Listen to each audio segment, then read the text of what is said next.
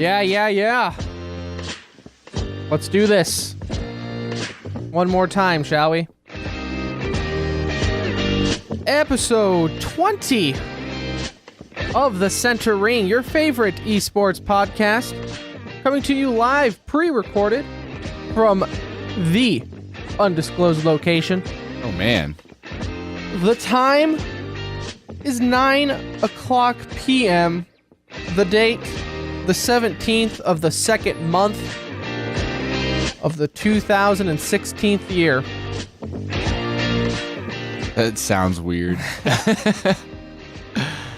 I'll be one of your hosts for this evening. My name is Tim.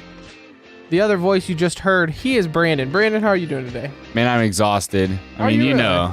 Yeah, this whole moving thing is for the birds. Well, let's get into. So we're a little behind schedule for this week. Mama P Shroom, she's in town, so I was spending time with my mom. I've bought a house and moved and you came over and helped paint and you're one step closer to being an actual adult. Yeah. Only took 27 years, but you're there. That's all right. So you own your own property. Sooner or later, we'll probably be doing the show from there. Yeah, you got to get all that soundproofing nonsense. It's a mess. I'm about to move. It's going to be awful for sure. There will be no hiding that. But alas, we are here. We are here to do the show, episode 20 of TCR. You can always follow along with us on Twitter to let us know how the show is, or even if you're wondering why we were late on this week's. I didn't tweet it out, but typically I would. So you can always follow us on Twitter at The Center Ring. I'm at Pirate Mushroom. He is at Brand Any New. You can always find all of that information on our website, tcr.gg, plus all of our YouTube and everything there. I think I covered everything. Yeah, it's all there. But that's the hub you need. Just go to the website. That's it. Just go to the website, tcr.gg. Check everything out there. All of the player interviews or whatever you want to call them, they're there on the YouTube. But past all that, we're done with that. That's in the past. We're looking on to the future of episode 20. As you said right before, we are 1/5 of the way to 100. It seems so far. So far away. But we have a good show for you nonetheless. Probably our best one ever, if I have to admit so myself.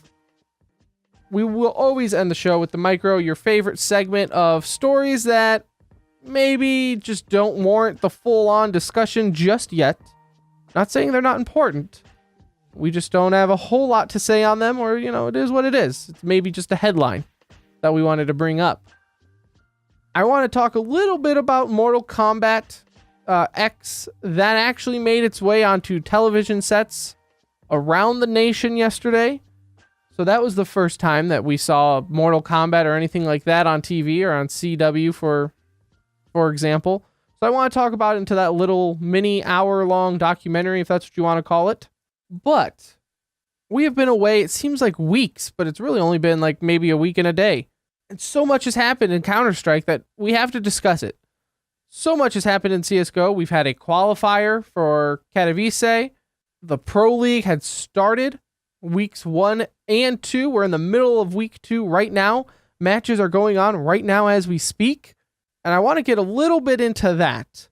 So the Pro League started for ESL, kind of the one league that I think everyone honors as being the Pro League in between all the tournaments and majors and whatnot. You have 2 divisions, obviously. You have the European division, you have the North American division, which is kind of a ragtag group of even South American teams, but we'll save that for another day. That means they're official NA, though. It means they are NA for the sake of the argument, NA versus EU. Yeah.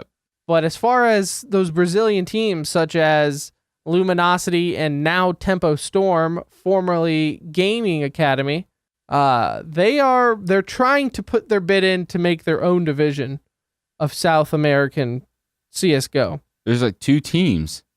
It's going to be a close division every year. So it's going to be tight competition. Well played. Over there in the South American division.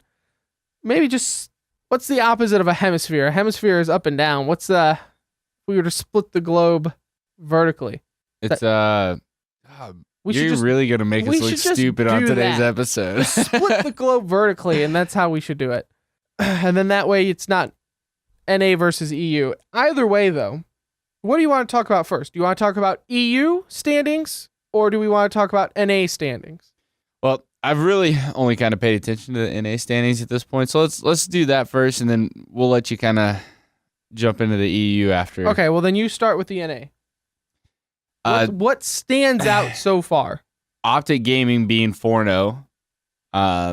We all know that that's X-Conquest, and X-Conquest had troubles at the end of the previous year going into this year. They won that spot on the TBS show, but then after that kind of crumbled in the last 2 tournaments. They're currently tied. They've got the tiebreaker against Luminosity. They both are 4-0, but Optic, it has a 33 round differential. So where do we stand though on this? And this is going down to any sports where it's strength of schedule, because arguably they've had one of the easiest ones. This week they played Splice, and then last week they played Team AGG. So they haven't really played any of what would be considered a top tier NA team. That's true. So I mean, is it one of those teams, enjoy your time on top while you can? That'll sort out the further down the season's still young. But I mean, if you look at the teams, and especially now with all the changes to like Cloud9 and Team Liquid, you look at the teams and you don't really see a squad. This hurts my feelings to say that you don't really see a squad that can like outperform Luminosity right now. No, they're all too new. I agree. If you're looking at all of NA's teams there, I agree with you that Luminosity is probably the strongest one out of the North American division. Like you said, though, mainly because they are new. Yeah, I mean, I'm not saying that they will always be the best out of, teams like Team Liquid and Cloud9 who have the backing of, an organization that they're kind of known for being successful in other games. So I still have faith in those organizations. Even CLG kind of shows glimmer of hopes that they one day will be, they're always right there on the cusp of wanting to take control of being a top NA team. And then they always fall just a little bit short, I feel like CLG does. But yes, I think right now, this early on in the season, this early on in the year, we have a lot of changing going on with other North American teams that definitely is not helping anybody's chances. CLG is actually another huge surprise to me, being 0-2, and not just 0-2, but in the second game that they played against Cloud9, they ended up losing 16-5 on Overpass. And I know CLG recently picked up Fugly, but I feel like even though that change has also coincided with Team Liquid getting Simple, I feel like that isn't quite as big of a change as somebody like a Russian coming over to play for an NA team and learning English customs and the English language and learning to play with, NA players. I can't really pinpoint why CLG is struggling as much as they are at this point. I feel like they should be doing better than 0-2. Well, and I think they're even worse than 0-2, right? Aren't they? Let me go to the week 2. Hold on. Yes, they are playing Renegades, and Renegades ended up taking the first map. I don't know how they're doing on the second map, because we don't have that up while doing the show, because we're professionals without distractions. But yeah, so at least they're 0-3 now. So they are struggling, and Renegades to me, is kind of a wishy-washy team to begin with. I don't look at Renegades on the schedule and think of a threat. Right.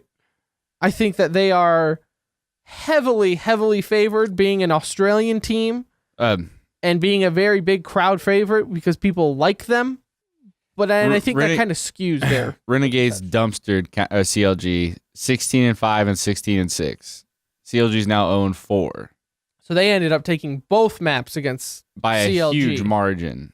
So then I would go with your argument of I would be a little bit concerned for CLG that you set up a dumpster fire against Renegades, who, again, to me, it no one that I would look on the schedule and think, oh, maybe we need to really watch out for these guys taking the top.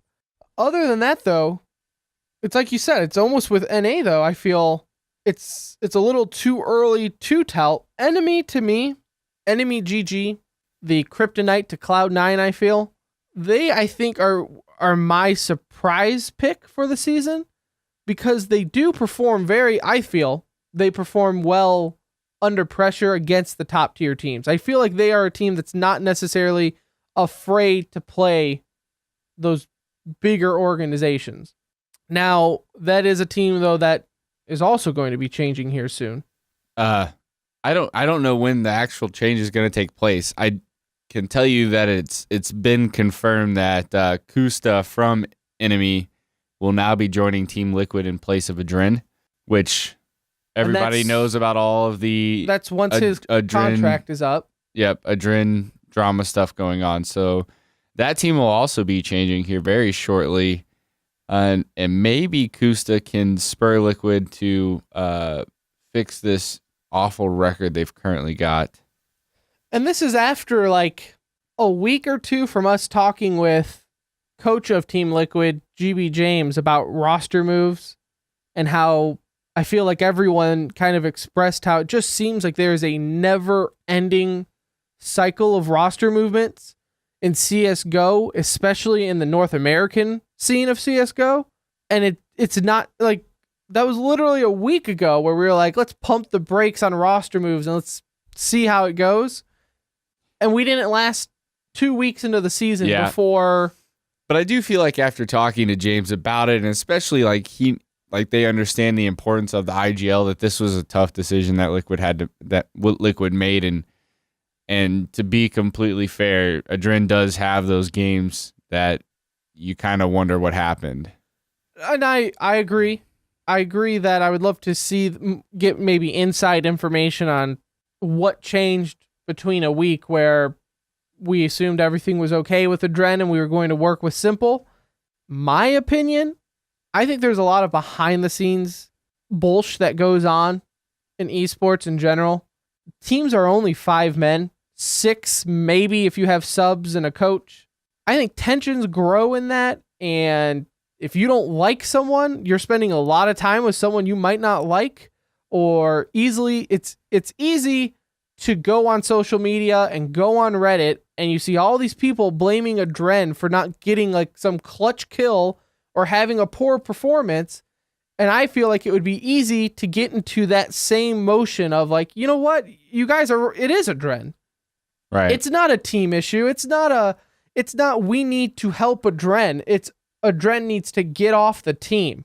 And I don't know who would be, talking smack behind scenes, but I think there's a lot of behind the scenes things that go on every team where maybe 3 guys are ganging up on one guy, or all 4 are kind of like, you know what, this guy bottom fragged 2 tournaments in a row. He needs to go. I believe it. And this is my opinion on that, is every team has to have a bottom fragger. Sometimes it's the same guy 2, 3 times in a row. Doesn't mean he's a bad player or he doesn't support the team. I completely agree. And that's why I've never liked the whole idea of a gaming house. And these tournament schedules are already so intense, and they're already playing so much Counter-Strike together. And it's a competitive environment where it's easy to get ticked off at teammates that you feel like didn't do what they were supposed to do. Especially in something where, and I'm just going to say everything here to kind of, put yourself in their shoes, where even playing, even if as a listener, you play CSGO or play Counter-Strike, when you're dead, you're watching the other person's point of view from your team. How many times have you said, like, hey, did you not see that guy sitting behind that box? Or you just saw him there, or shoot, or, go, right. Don't go long A, go catwalk. And then you go catwalk and you get wasted, and it's like, I should have gone long A. And that's why I think that whole idea behind gaming houses and things I don't like, because I feel like they already spend so much time together. You need a break from your teammates. Like, you've got to have your own space and your own deal. And I agree. If teammates want to, you have those roommates and stuff, but you don't ever hear of any other professional sport that's like, hey, why don't we get the entire team and move them in together? Doesn't that sound like a great idea? Like, what happened to just like team retreats? I feel like they need 2 to do weeks, team like a building exercises. The boot camp thing is fine in my opinion. It's like a week before a tournament. They go and they play a lot of Counter-Strike together. They, get used to being around each other again. You that, go in your own ways. Just make sure you're there for practice. I think you need to have team building exercises to where you have to, in such a small group environment as esports is, where teams are 4 or 5 guys, I feel like you all need to work on being friends first and then learn how to critique them as a teammate. Because if you're not friends and then you're critiquing them as a teammate, I feel like that could become very dark very quick, in the sense of, F him, he's the problem, get him out of here. And then you get another guy who's completely fresh to the team, to where you're going to hit that restart button and completely learn new strats and where he fits with everything. I mean, as far as Liquid's concerned, now's a good time to do it, considering they're still trying to figure out what to do with Simple joining the team. True. But yeah, they're going back to square one as far as relearning everything. And together. Maybe that's going to be easier with 2 guys trying to learn, because now they can the clay is a little bit more loose, or however you want to say it. There's more room to work on when you're trying to teach 2 people than trying to get one who may feel like the outsider, right? Wondering how things are going. So we kind of went off on a tangent on roster moves, but I feel like that's a theme with NA. Yes, that's why NACS is the way it is. When there are at least 4 teams in the entire out of the 12 that literally just went through a roster move, you're going to see that issue, and I just think it's more than just performance based. I think it's behind the scene drama that goes on through social media and everything else. I mean, look at, Hiko. You'll see him on stream, and then they'll, pros on streams on Twitter, they'll say one thing and people will make an odd shot video of that and blow it up and make it some bigger thing. But who's not to say that might get into Hiko's head, where people are constantly telling Hiko, hey man, you're not the problem. This guy's not the problem. It's a Dren. It's Simple. It's whoever. Just get them off the team and get this guy, and everything will be fine. Let's forget trying to actually fix what you have and I wonder if that's a whole nother discussion, but the underlining issue for why NA feels like they have to win every single practice round. Because they always have, like, if they don't win in practice, then they're gonna develop that reputation as underachievers and eventually get kicked from their teams. Instead of actually practicing, they're trying to win scrims. Yeah, everybody's so afraid to bottom frag. Yeah, that if you bottom frag 2 rounds in a row or 2 tournaments in a row, then everybody's crosshair is going to be on you. But moving along to EU, to Europe side of things, which can be equally as confusing as NA, really. Of course, winning it, they're 5-1, Fnatic. We actually, as far as undefeated teams go in EU, there is none. Well, I mean, unless you consider NiP and FaZe, but they've only played 2 matches. Right, yeah. So we have Fnatic at 5-1, leading the charge with 15 points. Astralis is right below them. I said it before, and I'll say it again. It is Fnatic versus the world. You take EU, take NA aside, make fun of whoever you want. Fnatic is going to dominate everyone. There was this article about comparing CSGO to the LCS, League of Legends, and talking about how one of the good things about CSGO is that any team can win, whereas in League of Legends, it's always the same teams winning. And I was like, this person must not watch Counter-Strike, because Fnatic is dominant. They're the Patriots of Counter-Strike. Any team can make it out of group, but once it gets down to playoff times, Fnatic is almost a sure bet that they're going to be in the finals and probably win it. So again, I think Fnatic versus the world. That is my theme for this year. I'm going to try to get people around it. The big surprise, well, we'll start with this. Big surprise, I think Team Dignitas, they're 2-2, but I feel like they're playing really well. I know. I'm surprised to see G2 below them. Are you? I mean, you would think they would at least be able to hang with like the old G2. Well, so NIP is the 2 losses for Team Dignitas, which that's nothing to be ashamed of there. NIP is a perfectly good team that we have seen. They really haven't lost any steps or anything there. They're kind of being quiet. The whole NIP train and everything like that, I feel, has kind of left the station in the sense of people freaking out over them. Their roster, since adding Pith, just doesn't have that same kind of oomph that it used to. Well, it's not the ninjas in pajamas that people grew to love. Right. And now it's ninjas in pajamas with Pith. So I still like them. G2, former Titan, I've told you this before. Titan was not that great.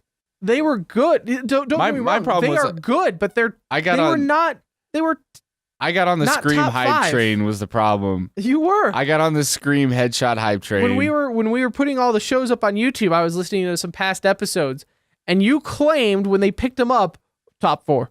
Top 4 at the next major. Bro, top 4 major, done.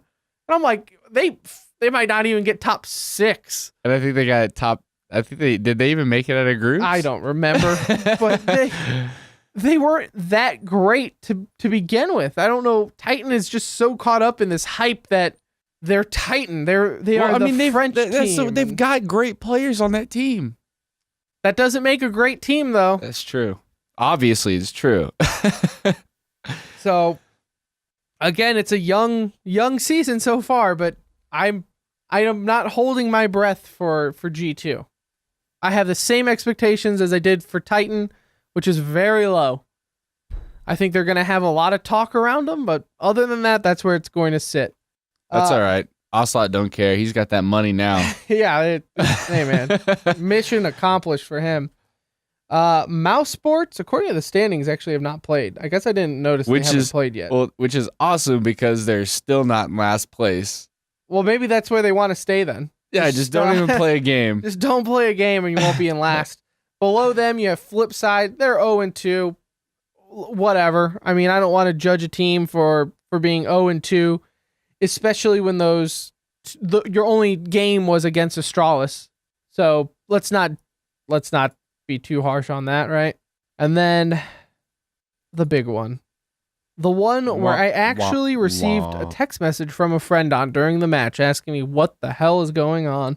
Virtus Pro is 0-8. 0-8.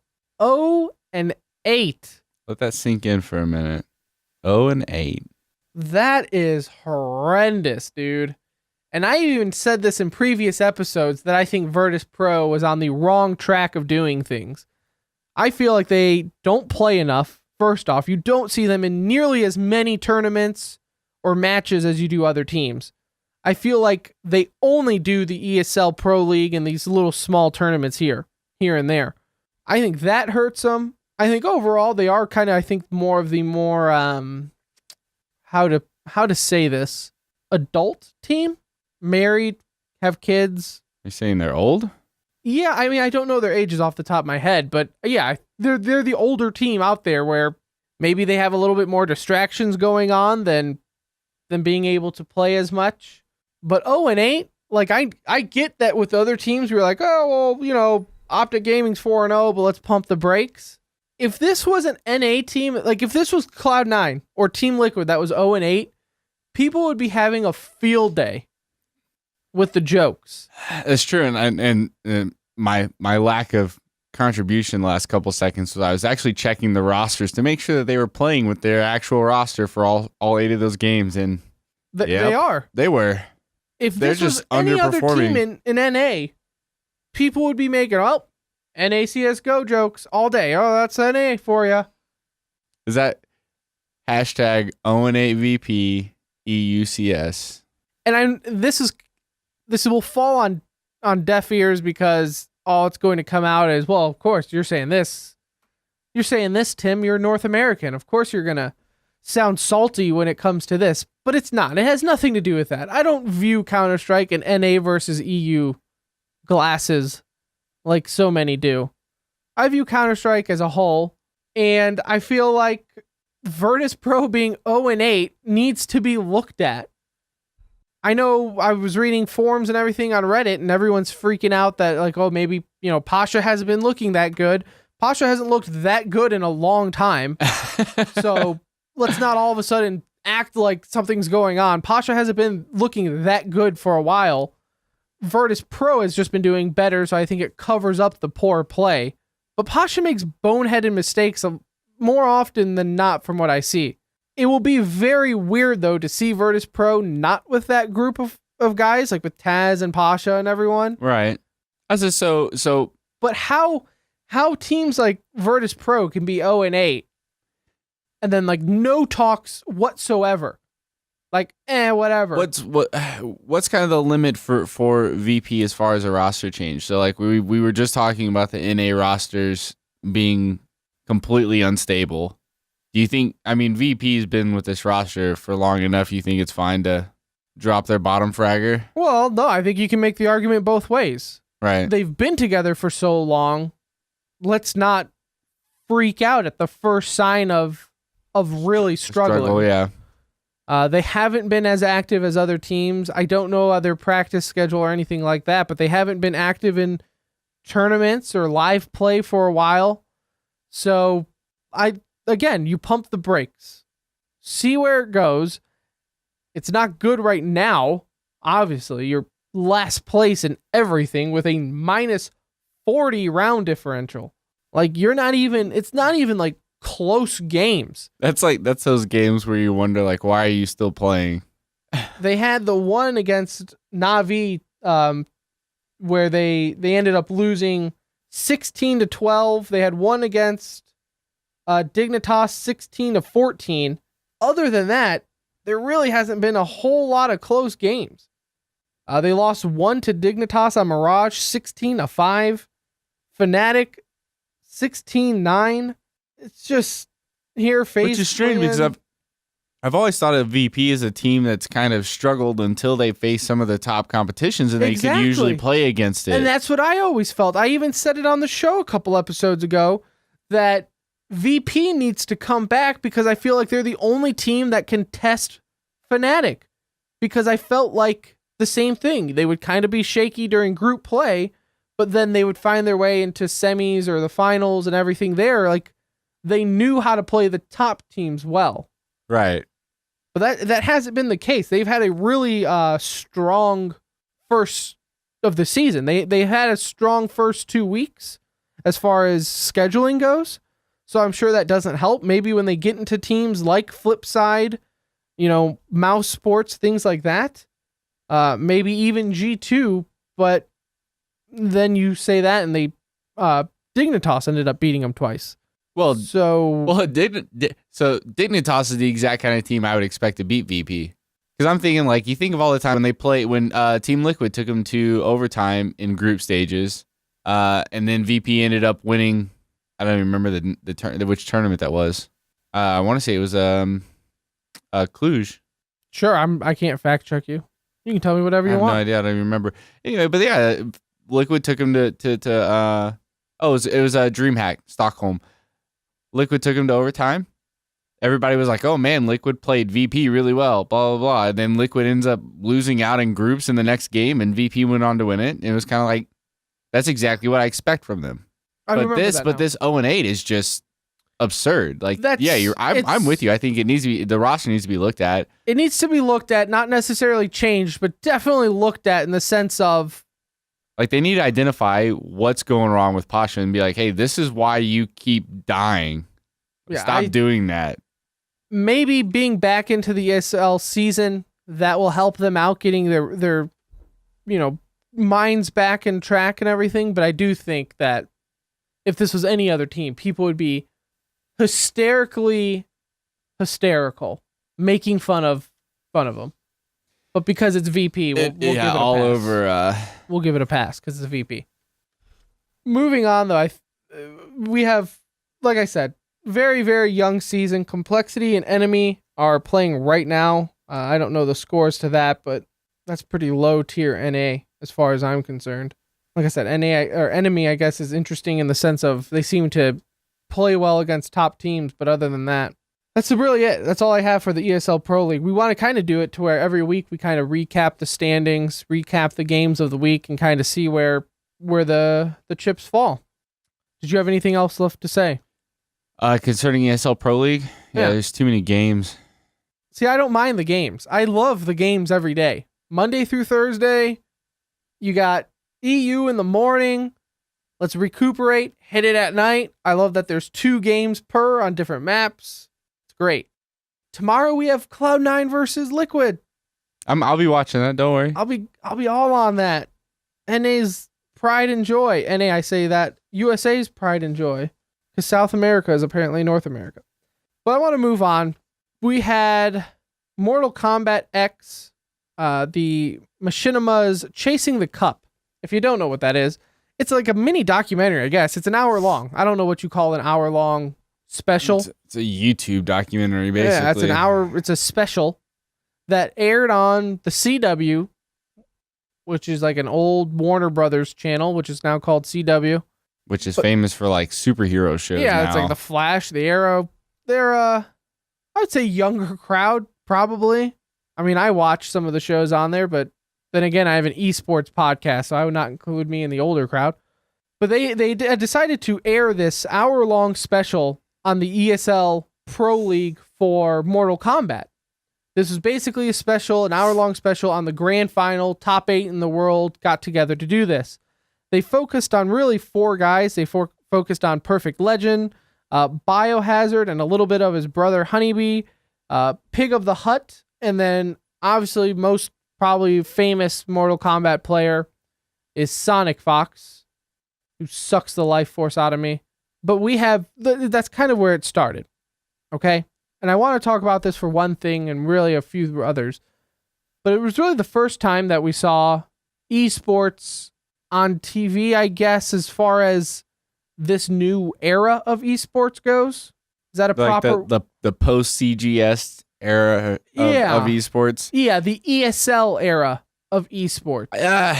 Well, I mean, they've had the random Dota tournament on ESPN, but this is the first look into like the culture part of it. Right, yeah, kind of done as a special. So I'm sitting here watching it, and I'm thinking, damn, these guys are nerds. I don't know if it was them. I blame the production value first off, but it's like, so for instance, like they followed Pig of the Hut around the majority of the show.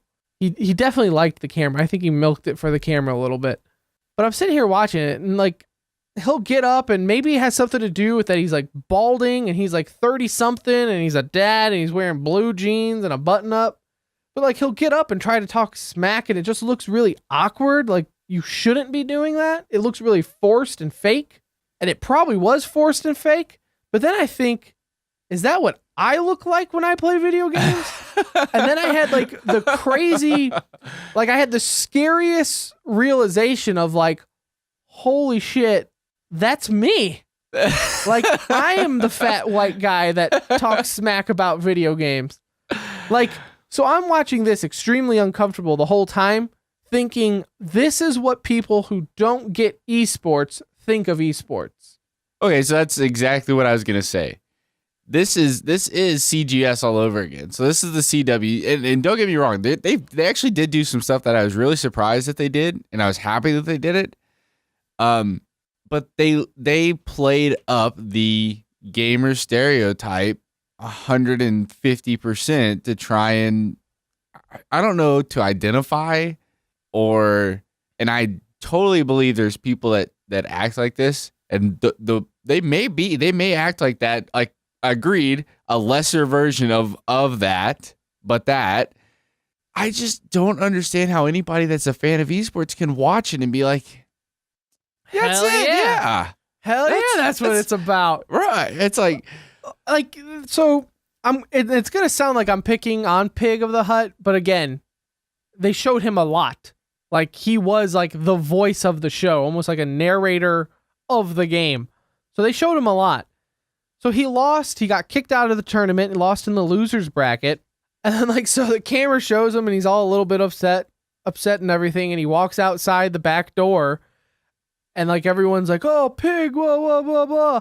And then all of a sudden you see him take his controller and slam it on the ground. And the controller shatters and everyone runs out there and the camera, like, zooms in dramatically on the controller. And then everyone's like, oh my God, I can't believe he broke his controller. And it's just like, no one does that.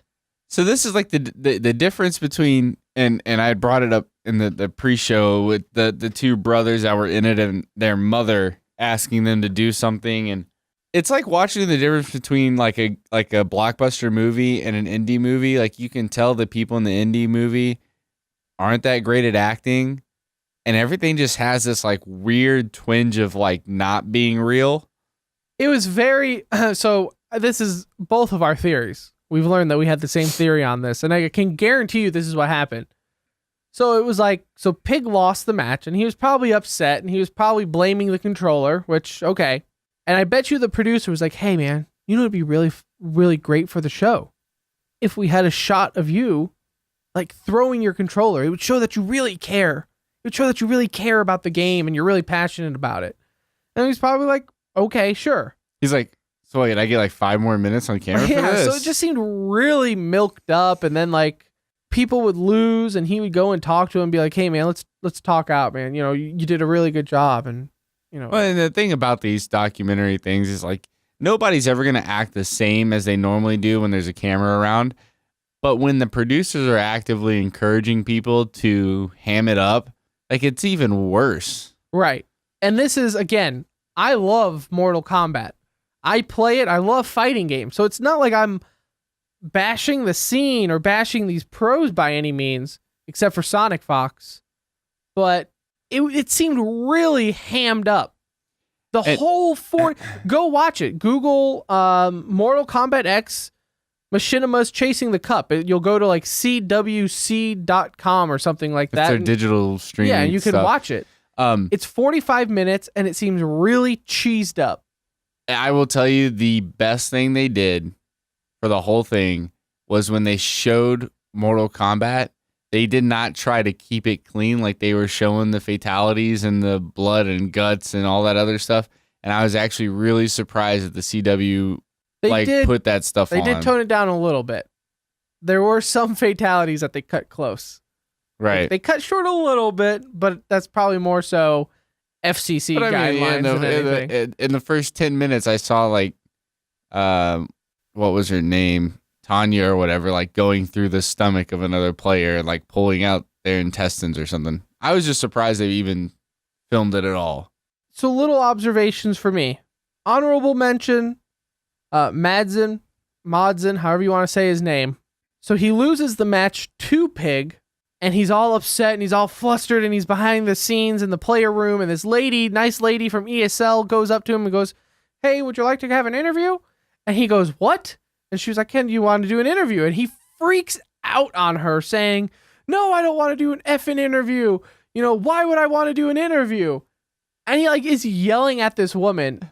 It just seems so forced. It's so like, you wouldn't, like, he's not really like that. And I know like, they're like, oh, he's just competitive. He's got a lot of heart. No, he's an effing douche if he's really doing that. Like, you're not competitive yelling at some lady asking if you want to do an interview. Right. Like, that's not showing heart. That's not being a professional. One thing that I think was a little bit of eye-opening, even for me, is that, you know, it kind of takes you to the players' homes and kind of show you, you know, their scene. Like you said earlier, Biohazard and his brother said, you know, it would mean a lot to them to win because then they could get their own place and not live at home. You had, you know, Sonic Fox wanted to pay for college. You had Pig of the Hut, who is easily the dad of the group. He has a kid. He has another kid on his way. And he was like, it would really help out for that. So I think that's a huge difference from like the fighting scene compared to guys like in CSGO or Dota or League, where you see those type of professionals making a living off of gaming. You can make nice money doing fighting, but I think you see that it's a lot different scene. It's really not the lights and the glamour like it is. Well, the fighting game. I mean, the championship was only worth $100,000 for right. For first the place. winner took home $60,000. Took home 60. So I mean, that's a decent year's salary. But there's people placing 4th and 5th and 6th and 7th and 8th, taking home that kind of cash in Counter-Strike and Dota and League. So, and I liked that they kind of touched on that dramatic effect of it, albeit they used really cheesy music, and it slowly kills me to see them use that type of music in the background. But again, they also wanted to show some emotion, so some fun in it and everything there. So I get it. It's whatever. It's just really, it's 42 minutes. Look it up. It's worth the watch. It's still good. It's just very hammed up, and I feel, like you said, they could be like that, but I feel like there was a lot of forced action because it was in front of the camera. Like, you don't stand up and talk as much smack when you're sitting in your own living room by yourself. I still can't believe he made his wife leave whenever he was playing. That's another reference to Pig in the Hut. Like, his wife was like, guess I'll take the kid and we'll leave the house. Like, what? I mean, why? Just go in the other room, I guess. Right. He needs his time alone to practice, I guess. Other than that, it's still weird to only see like 50 people in the crowd. Like, that seemed a little uncomfortable for everyone. But I don't. Why did they pick Mortal Kombat? Was there a reason? Like, why not one of the bigger fighters? Like, I don't know. Or maybe Mortal Kombat was the only one willing to play ball with CW. Like, yeah, you can show our game. I honestly, maybe Mortal Kombat paid for it. Maybe it was an advertisement. I have no idea. That's a very good question. It could have been something to do with ESL. And, I know ESPN kind of wrote articles on it and everything. So maybe they were trying to make headway there. I have no idea why they would have picked Mortal Kombat. It could have just been a timing thing. They just had their tournament. So right. It could have been a timing thing there. I don't know. But worth it. Looking at the ratings, though. So it was on at 8 p.m. Eastern. So you had the Grammys. I guess I'm looking at the list here. The Grammys, The Bachelor, X-Files, Superstore, whatever that is, and then Mortal Kombat Chasing the Cup. Wait, for that time slot, it was like 5th? Yeah, that's I guess what this list is showing here. That's not bad. Right. So it's going up against, the Grammys and X-Files and Bachelor. So it pulled a 0.3 rating and a 1 share, which, for those who don't know, so a rating, a share is a percent of the number of people watching TV at the time. So they pulled a 1% of the total number of people watching television. Total number of people watching TV between the ages of 18 and 49, which is like the top demographic that you want. Yeah. They pulled a 1%, which is roughly a little over or a little under 1 million. I'll take it. I don't know. That's kind of actually really surprising. I don't know what they expected to pull on CW during the Grammys. I'm sure they probably did that on purpose to kind of have that like falling back on. Like, let's fill the time. Yeah, nothing's going to be there anyways, so just do this. So that's, respectable ratings, respectable share numbers there, I would say, for them. But again, look it up. It's kind of worth the watch. And hopefully it's a trend where CW will kind of do these little documentary things. I just hope they do it a little bit more professional in a way. Like, ESL, I believe, or was it DreamHack? They did the player profiles for CSGO, and those did not seem cheesy at all. I didn't want to bring those up because those were so much better than this. But that's what I'm saying. Like, those seemed really professional, and like, for whatever reason, watching Olaf with his family or whoever with their family didn't seem nearly as cheesy, as hammed up as it did this with their family. No, I don't I'm know with why. you. It has everything to do, I think, with the production value that made it better, and I hope that's the next ones go for more of a HBO sports documentary feel. Yeah, that's what they need to opt. I'm with you. Go for the HBO feel, not the Big Brother reality television feel. And that's what that's exactly what it felt like. Yeah, it felt like, let's follow them around the house and get fake reactions all day. Yeah. But anyways, enough about that. Let's get on to the micro. I have not a whole lot, really. Honestly, you brought more to the micro than I did, but I'll bring it up. MLG announced their groups for the Columbus qualifier that is coming up February 26th and the 28th. That is a LAN qualifier that is happening in Columbus, Ohio, where the major is happening. You have 4 groups, 4 teams apiece. I don't know if you want to go through each group, but I mean, Group A, you have G2, Flipside, Enemy, and Tempo. In that one, I think it's pretty obvious. G2 and Tempo are probably the favorites. I think Enemy can surprise people, but Tempo Storm, being the team that just dominated the Katowice qualifiers, I think is on everybody's radars all of a sudden as being a favorite. That's the second Brazilian team that just X Games Academy. Yeah, that just embarrassed every American team out there. So I think they're on everyone's radar. Group B, I should mention that all these groups are randomly generated. Group B, you have Hellraisers, Team YP, Liquid, and Mouse Sports. I think Liquid and Mouse Sports you're looking at there. Group C, you have CLG, Vexed Gaming, The Mongols, and SK Gaming. That's probably the least interesting group to me. I mean, no real big teams there.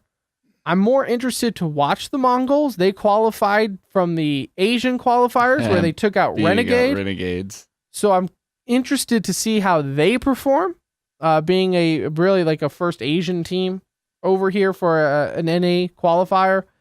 And then Group D, which kind of has the bigger names. That's where you'll find Cloud9, Team Dignitas, Gambit Gaming, and Renegades. Cloud9 and Dignitas. That one's easy, yeah. I mean, Renegades might sneak in there if Cloud9 decides to not perform, but if I had to go pick anything in Group A, I'd actually probably I think I would take G2 and Enemy over Tempo Storm, huh? I think Tempo Storm's got that whole new kid on the block thing going on, and I don't think that's going to last. Group B, Liquid, and I really hope Team YP makes it because I really just enjoy these tournament organizers having to deal with the fact that it's a porn sponsored team. I know they like to distance themselves from that, but let's be real. Plus, everybody knows what it is. Claire, their player manager, she's a sweetheart. She'll email to any email you send her, and she'll give you a free T-shirt, like she did me. Yeah. So she's great. So I hope good things for Team YP. Group C, I'd say SK and CLG. If CLG can pick it up, we spoke about them earlier. For the ESL Pro League, Cloud9 is the easiest one. Group D is the easiest one. Cloud9 and Team Dignitas. So there's the teams. I want to talk about the actual tournament itself. The majority of it's going to be played as a best of one. Correct? Yes, people are very upset about it. Which if you end up losing 2 best of ones, you can be out of the qualifier. Which I agree that they should be upset about that. It's a qualifier to a major. Yep. So per MLG Adam on Twitter, this format was handed down from Valve. Of course it was. Because if Valve can do anything else just to make everyone upset at them, like go 9 months without any update to the game, and then you're going to do a best of one to a major tournament, to one of the first major in NA. You're going to do a best of one. This is such a waste of time for some of these teams. If it would get them anywhere, I'd almost say they should, in protest, not even show up. There was a lot of talk about the previous major qualifier for Cluj actually played best of threes throughout the entire thing. They thought it was very strange that Valve decided to switch it over to a best of one. But I mean, we talked about the schedule briefly, and just on Friday alone, they're playing for 10 hours. That's a lot of games to get in. That's a lot of teams to play. And if you change all those best of ones to best of three, you're now looking at not starting on Friday, but probably starting on Wednesday to try and get all the matches in. And I agree there. So pros and cons. Would you rather have a best of one LAN tournament or a best of 3 online qualifier? I'd probably take the best of 3 online qualifier. And so would I. That's I really think internet these days is good enough that unless you're like, especially if you're a professional team, you're gonna get your. I mean, that's probably number one priority in your house is to get internet. But that it would be a problem for like some of the groups that are sharing between NA and EU teams. Like if you have G2 trying to play enemy, over in G2 over in France and enemy here, or Team YP and Team Liquid, which is Team YP is a Russian team versus an NA team. It could end up being an issue with pings. Bottom line, though, a best of one is not the way you should do any tournament.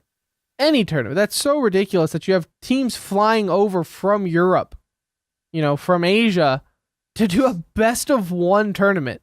Yeah. Like, you have teams, this is like, and keep in mind, this is a month away from the actual major. So you're flying them out here to qualify. Say they qualify for the tournament. They get to go back home for a week. Back home for like 2 or 3 weeks, and then flying back to the same city they were just in to do the major. I just feel like that's a strain on the players, but then just on the wallets for the organization. I'd honestly not be surprised to see some of those European teams stay over for the entire month. Just find a place to bunk and do like an Airbnb or something and hang out. I mean, please don't hang out in Columbus. And they might find it cheaper. Yeah, they might find it honestly paying cheaper. for 10 flights back and forth, Yeah, they might find it cheaper to just have them in a house for a month if they qualify than to keep flying them around. And then worse, if you lose the best of ones, like you just came in here for 2 matches, you fly in and you could potentially be done, I'm sure, by Friday. No, like, and that's going to happen to most of these teams because some of them, let's be honest, probably don't stand a chance qualifying. Now, it is top 8. It is a lot of teams. It's half the teams are qualifying, but still, that is 8 teams who are going to be very disappointed, especially if they flew halfway across the world for it. Yeah. So real quick, we have one less thing on the micro, and that is Team Secret. An actual big organization is not paying their players. A very long twit longer, which I hate this website. From Evany, who was, I believe, team manager for Team Secret for a while, goes through all these communication issues and basically boils down to Cyborg Matt, who was the team manager, just not doing his job, just flat out just not doing it, claiming delays and da-da-da-da-da, and rough estimates come out to somewhere at about $500,000 of owed money. And the funniest issue about it all, and why this is such an anomaly, even in esports where we talk about people being owed money all the time, this has nothing to do with like tournaments not wanting to pay out or anything along those lines, like money not being there. Literally what has happened is this guy has like drug his feet on setting up bank accounts and setting up transfers and stuff.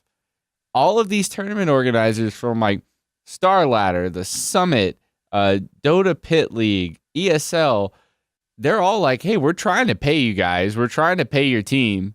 And y'all just won't take it. He's literally just being lazy and just he's just not doing his job. Bro, this is your job as a manager. Go and you have all day to do this. What are you doing? And it's causing some issues. I mean, obviously, at any time, and this whole team, this is the funniest part about it, is this whole team was originally created so that they could avoid dealing with big organizations that were screwing players over, and now teams have left because they're being screwed over by Team Secret. I mean, how do you think the players feel? Like, how do the players not bring this up more often? Like, well, and that was in, like, if I was a professional player and you're a team owing us $500,000, you best believe, like, I'm tweeting, I am going to anyone. The social media threats were leveraged and then finally executed on after probably, I think it was almost a year. This goes all the way back to 2014. ESL 2014 stuff is not being paid out. And it got to the point, and I want to read this quote from one of the investors in Team Secret, one of the owners, that... Like at that point, you're messing up taxes and everything. Well, that was in here too, that some of these organizations that were having to sit on this prize money because they couldn't pay it out, it was screwing with their taxes because they have a whole bunch of money they're not supposed to have.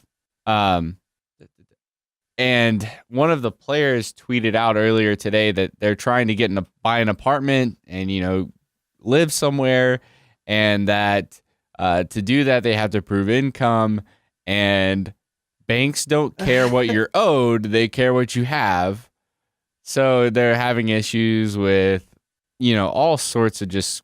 It's a snowball effect. It's affecting a lot of things other than just paying money. One of the owners, they were threatened with social media exposure, which is like the main way to get esports controversy out there and in front of everybody.